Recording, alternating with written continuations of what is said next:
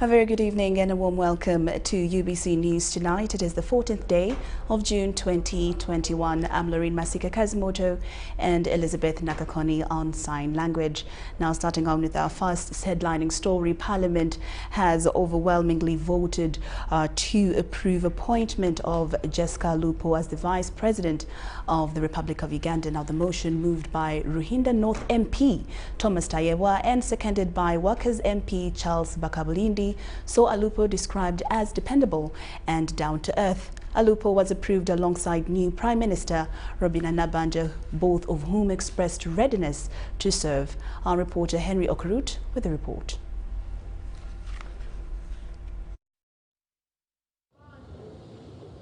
Two records have been broken in Uganda's leadership history. This follows the recent appointment of two women to the cabinet positions of Vice President and Prime Minister of Uganda. The Monday morning plenary session at Parliament, meant to approve the duo, was chaired by Deputy Speaker Anita Among Anet. To approve the appointment of the Vice President in accordance with the Article 108, subsection 2 of the Constitution of the Republic of Uganda 1995. It was time for Ruhinda North Member of Parliament Thomas Tayewa to justify why Jessica Alupo was best suited to be the next Vice President of Uganda. The Honorable Jessica Alupo, Right Honorable Speaker and Honorable Members, is a publisher who has written extensively on areas of education and integration of East Africa. His motion was seconded by Workers MP Charles Bakabulindi, who was supported by other members of Parliament. If Honorable Alupo, you have been discussing over a certain issue and you are not convinced, she will not go until you agree to each other on how to move upon a certain issue. I want to thank God for giving us our humble leader. Such reasons were not so different from those advanced towards the parliamentary approval of Robin Anabanja as the Prime Minister. Minister for Information Designate Dr. Chris Bariomunsi, in his motion, described the Kakumiro woman Member of Parliament as a leader who is all round. She will bring energy in that office of the Prime Minister. She will bring passion in her work. She will bring stamina in the work as the Prime Minister. She will bring ability in that office of Prime Minister. You first of all have to understand the vision and the mission of your appointing authority. Do we doubt the Honorable Nabanja does not understand the vision and the mission of His Excellency the President? Overwhelmingly supported by the legislators, she was officially approved. Those in favor say aye. In their acceptance, both affirmed commitment and energy towards national service. Ugandans expect and are yearning for quality service delivery from government. This we can do, or this we can achieve, if we put our minds together and focus on timely implementation of government projects and programs. The time for politicking has come to an end, and I am therefore counting on each one of you, and indeed all Ugandans, regardless, to support me as I embark on this very important assignment. A section of members of Parliament have high expectations in this dynamic duo. Respect for the rule of law, the Constitution, and upholding the values and serving the country. We expect that they don't change that character, that they are not taken up by the offices they are taking up, but they remain human, true to themselves, and serve the country. Because of the mobilization skills that she has, and I'm sure with her hard work, Parliament is not going to suffer with lack of business in the House. Robin Anabanja becomes the first woman in Uganda to hold the position of Prime Minister, as Jessica Alupo is the second woman to be Vice President. Henry Okurut, UBC. True example of women in leadership. Now, the Parliamentary Appointments Committee has also kick-started the vetting of the newly elected ministers on Monday afternoon. Now, the ministers vetted and approved on Monday afternoon included the first Deputy Prime Minister, Rebecca Alitwala Kadaga, who was vetted via Zoom, the second Prime Minister, General Moses Ali, and the third Deputy Prime Minister, Rukia Nakadama. The circular also indicated that Education and Sports Minister also doubles as the First Lady, Janet Museveni Kataha, was among those to be vetted today. Others cleared are Minister for Health, Dr. Ruth Acheng, Minister for Presidency, Maria Doha Babalanda, Attorney General Chiriowa Chwanuka, Minister for Security, Jim Muhwezi, Minister for General Duties in Office of the Prime Minister, Justin Kasule Lumumba, and the Government Chief Whip, Thomas Tayewa. The ministers UBC managed to speak to after the vetting all pledged to work for the common good of the country.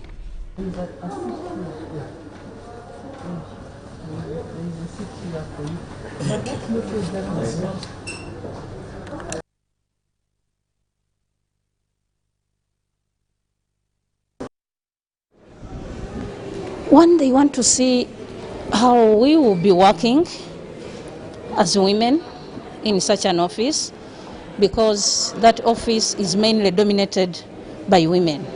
So they want to see our cooperation. In most cases, when you see women in same places or at the same level, they tend to fight. But I have assured them that there is no reason why a person like me start fighting because there is a woman. Well, if you're asking about commitments, the committee wants to know whether we are going to have vaccines for COVID, and yes, we are prepared to ensure that vaccines are available.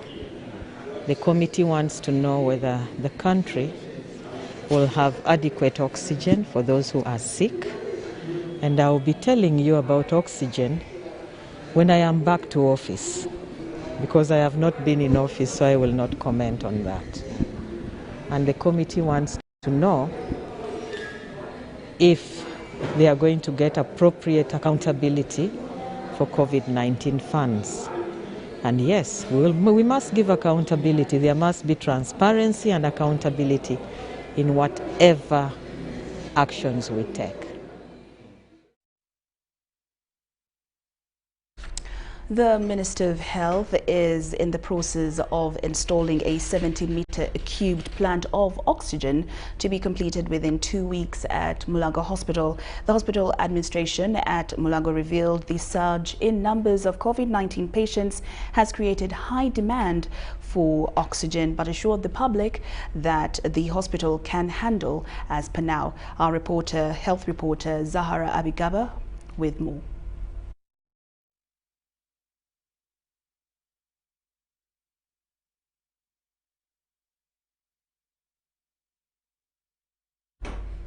All right, we'll return with that particular story. But moving on, the Katikkiro of Uganda Kingdom, Charles Peter Mayiga, has appealed to the public to avoid conspiracy theory on social media about the COVID-19 vaccine. Mayiga made the remarks before receiving his second COVID-19 dose at Bulange Mengo. Now, our reporter Andrew Severa also reports that the Katikkiro also cautioned people to desist from the habit of self-medication, but rather ask for guidance from medical experts. Take a look. As a way of preventing COVID-19 spread, Katikkiro of Buganda has received his second dose of COVID-19. Before being vaccinated, Katikkiro addressed the media and condemned speculations on social media about the vaccine. It's not true that the Europeans and Americans want to deplete the African race. That's not true. Through the vaccine, the COVID-19 vaccine. If they wanted to do that, they would use the drugs we take every day, because they're all manufactured by European and American companies. Mayiga similarly advised the people to avoid self-medication that can lead to other diseases. He said it's better to seek for direction from health workers. It's extremely dangerous, because the medical advice we need must be from technical medical personnel.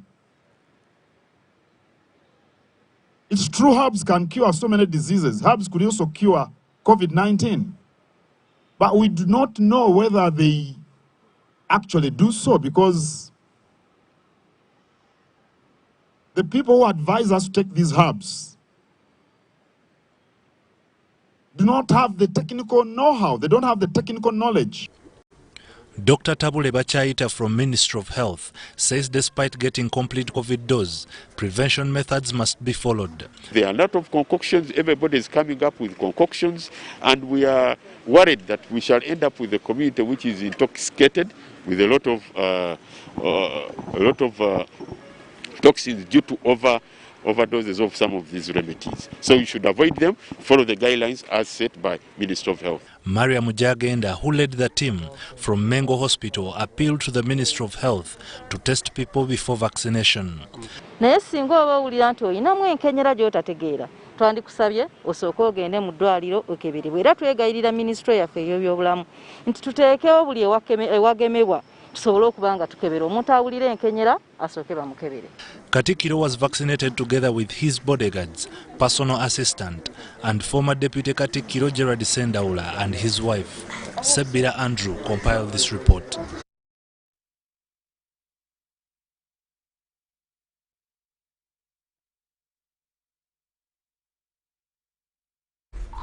All right, now back to Mulago story. The Ministry of Health is in the process of installing a 70-meter cubed plant of oxygen to be completed within 2 weeks at Mulago Hospital. The hospital administration at Mulago revealed that the surge in numbers of COVID-19 patients has created high demand of oxygen, but assured the public that the hospital can handle per now. Our health reporter Zahara Abigaba filed this report.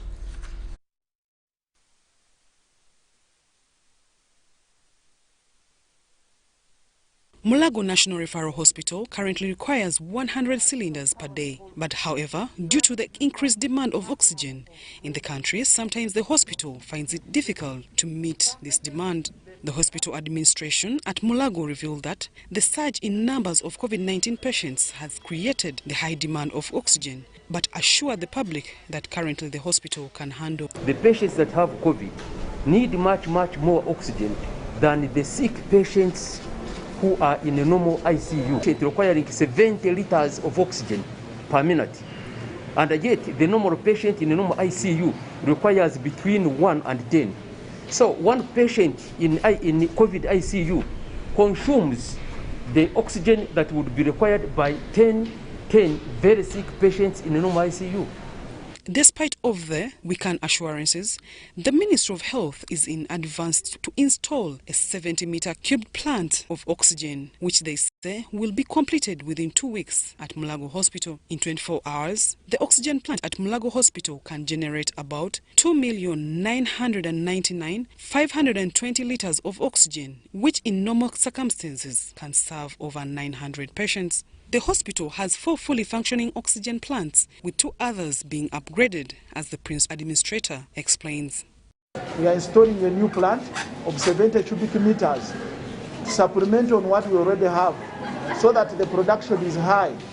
Somebody asked how much oxygen do you need in a day? We need over 4,000 liters per minute, over 4,000 liters of oxygen per minute. And now, at normal production, we can only produce 2,083. So we are trying to bolster the capacity of the oxygen plant so that we produce more oxygen, but also we are working with the partners to ensure that we have constant flow, constant refill of oxygen cylinders, so that at no point do we have a break. Because at the moment, the hospital is admitting critically ill patients that demand high levels of oxygen flow. The team from the ICU demonstrated and showcased what happens at the ICU. % oxygen is the maximum this machine can produce.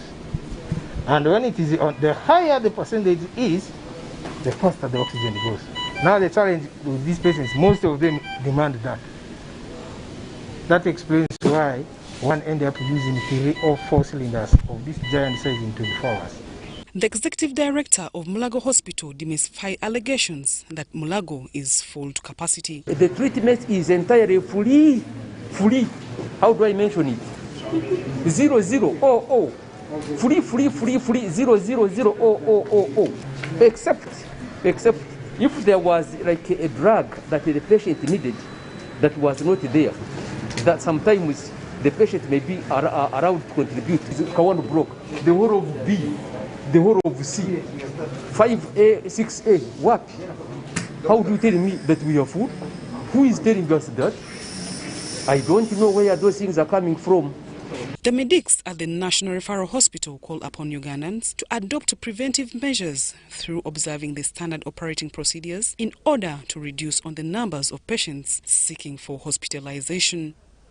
Zahara Abigava, UBC.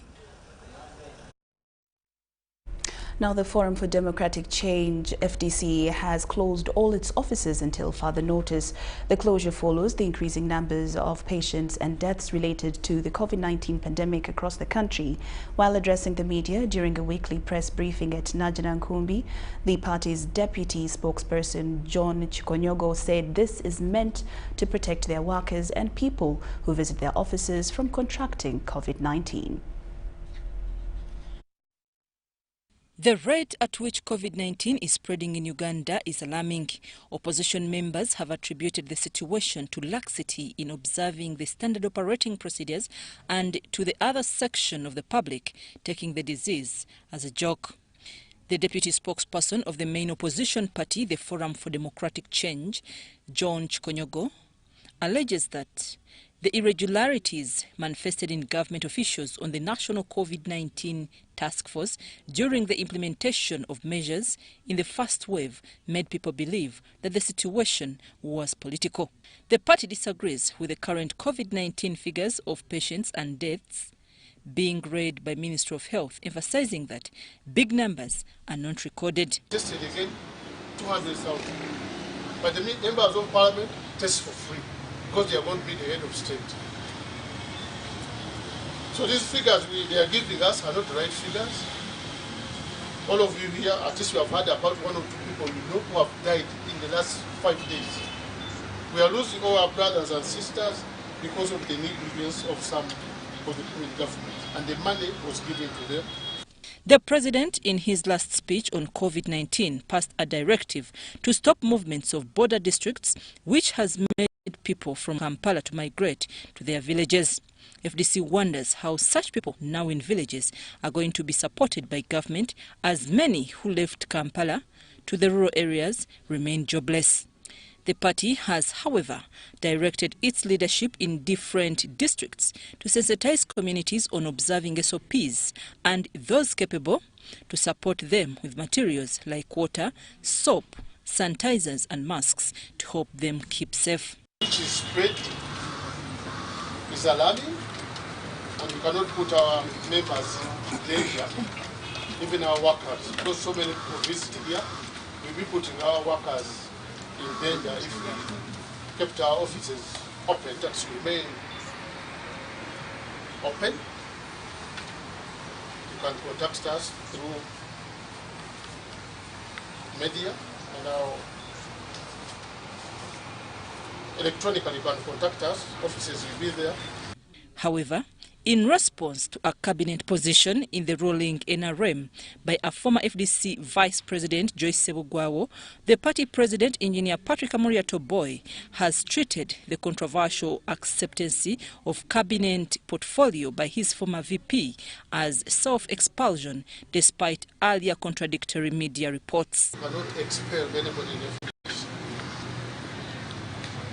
But you, the member, you can expel yourself if you break the constitution, because our constitution is very clear.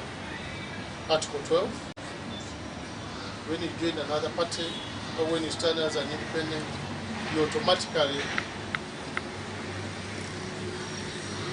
lose your membership. I'm Nafka Farida in Najanankumbi. Now, the General Court Martial in Makindye before Lieutenant General Andrew Guti has finally released Eddie Sebufu, aka Eddie Mutwe, Nubian Lee and 16 others on a non-cash bail of 20 million Uganda shillings.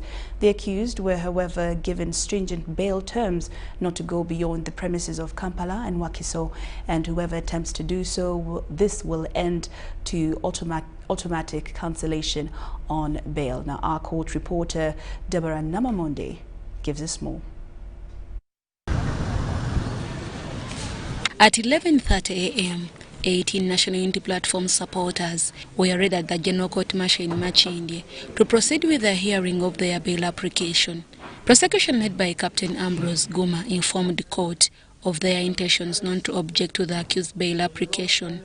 On this, they left it to court's discretion. The General Court Martial led by Chairman Lieutenant General Andrew Guti, which stood for only 10 minutes on resume, was pleased to grant all the accused bail. That the offense is bailable, free, that the sureties presented were substantial.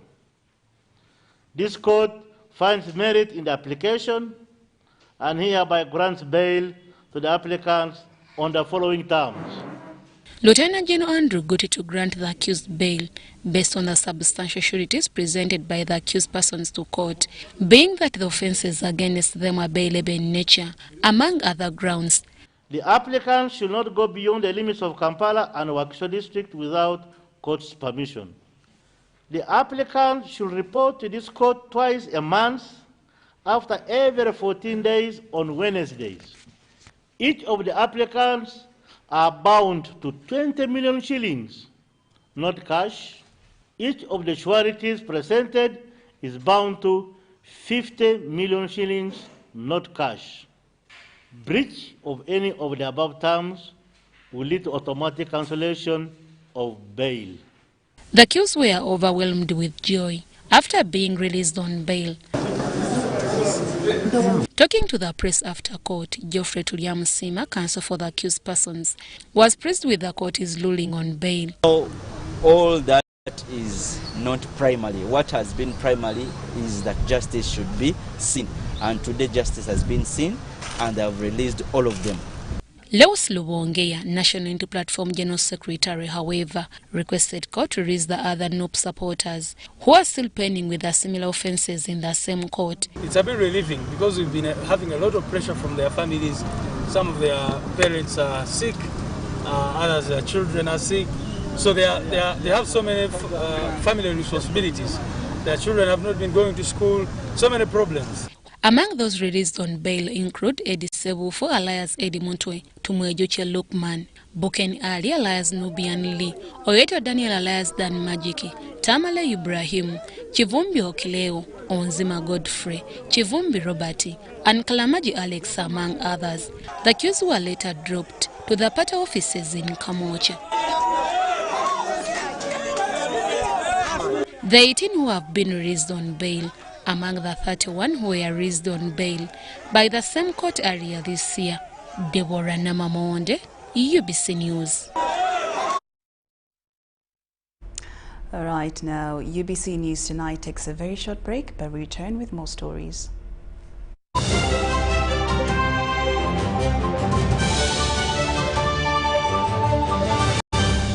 Today in history.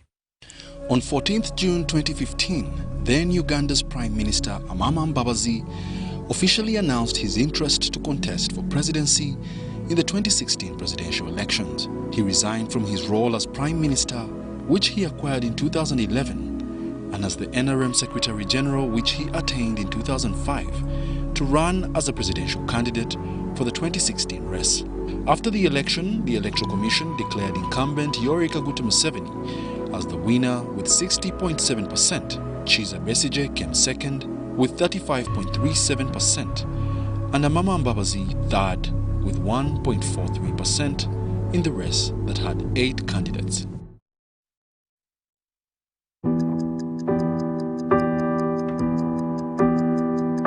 In chess, the small one can become the big one. It's the same here. And here too. Watch every move. Record every number so you can plan better.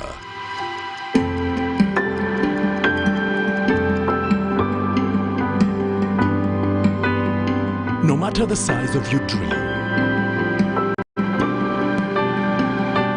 tomorrow's success belongs to those who keep today's records clean.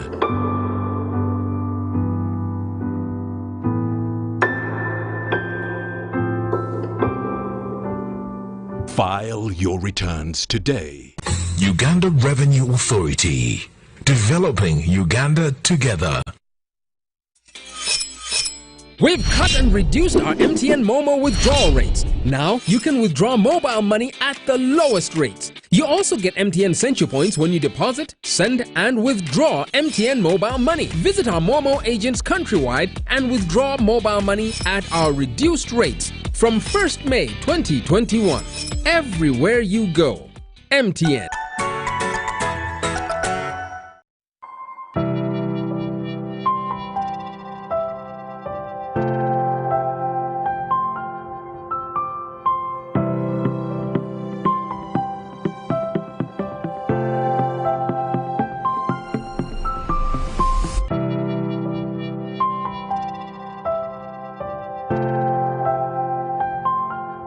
Ekya COVID-19 kijja kugwa. If we get vaccinated now, observe social distancing, wear masks properly, sanitize or wash our hands with soap and water regularly. Together we can defeat this enemy.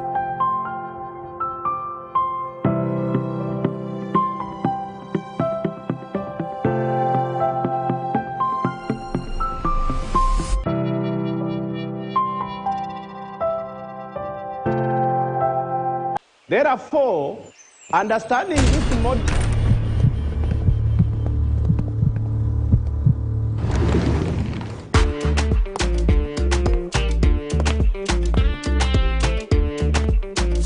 Hey, excuse me, Dede. Who do you think you are?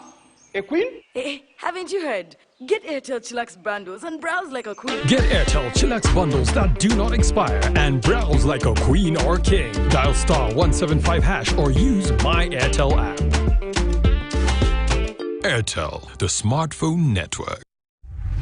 In efforts to improve quality assurance and Uganda's competitiveness as a tourist destination, Uganda Tourism Board is set to undertake a nationwide grading and classification exercise of hotel and accommodation facilities. As a member of the East African community, Uganda subscribes to the East African Grading and Classification Criteria, a system denoted by stars ranging from 1 to 5. The grading and classification exercise will be crowned by the awarding of star ratings to facilities found compliant to the EAC minimum standards. This is therefore a call to all accommodation and facility owners and managers to register and get licensed by UTB as a requirement and get ready for participation. For more information, visit www.utb.go.ug or email qualityassurance@utb.go.ug for details. Uganda Tourism Board, promoting tourism together. SINOC Uganda, in partnership with the Bunyoro Research Agency and Development Organization, presents to you the SINOC Q3 Oil and Gas Supplier Development E-Conference under the theme Preparedness of Local Agricultural Entities for the Development Phase of the Oil and Gas Sector in Uganda. Panelists include Mr. James Musherure, Senior National Content Officer, Petroleum Authority Uganda, Matthew Kyaligonza, National Content Manager, SINOC Uganda Limited, Martin Byaruhanga, Executive Director, Bunyoro Research Agency and Development Organization, Dr. Emma Naluyima, Smallholder Farmer, Dr. Kajura Charles, Hoima District Production and Marketing Officer, Mr. Ongorok Obin, Country Director, Self-Hope Africa Uganda, Mr. Tony Okoa Otoa, Executive Director, Stanbic Business Incubator Limited, and moderated by Mr. Bienkia. The 5th of November 2020 from 2 p.m. to 4 p.m. Proudly brought to you by Sinok Uganda in partnership with Bunyoro Research Agency and Development Organization. Prosper with Airtel Money today. Become an Airtel Money agent. Apply or register today as an Airtel Money agent free of charge. Or call us on 0800 327 327 toll free. Submit your business documents to be verified by Airtel Uganda free of charge. Feedback will be communicated within a maximum of 5 working days. The Airtel team will be in touch with you for the next business steps, still at no cost. Inquiries, applications or registrations and verification are all free of charge. To register or know more, call us today on 0800 327 327 toll free. Airtel, the smartphone network.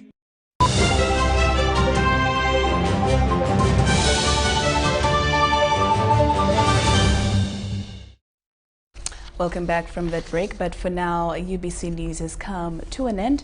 Do expect more news stories in our 10 o'clock bulletin, UBC News Tonight. For now, I'm Lauryn Masika Kazimoto and Elizabeth Nakakoni on Sign Language. See you at 10.